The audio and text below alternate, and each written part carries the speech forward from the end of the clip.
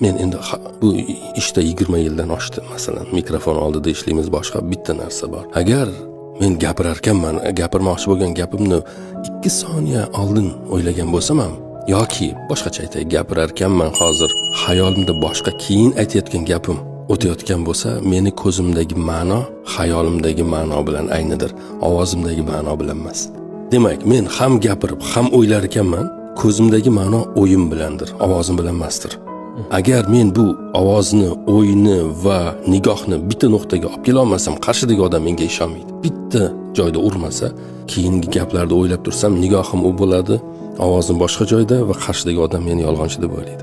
O'zining gapiga o'zi ishon, chunki ko'z sotadi deydi-ku. Bu narsa bor.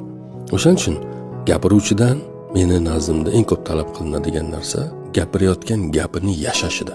Gapirarkan butun vujudi bilan yashab gapira olsa, qarshidagi odamlar ishonadi. Endi bu biz ishontirarkan ishlatadigan yo'llarimiz bor. Masalan, takrorlar bor.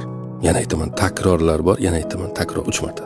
Nima takror ekan dedingiz? Masalan, qarshidagi odam ham etika desam, to'xtadim. Yana diqqat qiling, etika desam yoki logika desam, qaytarsam bir narsani takror, diqqati jam bo'ladi.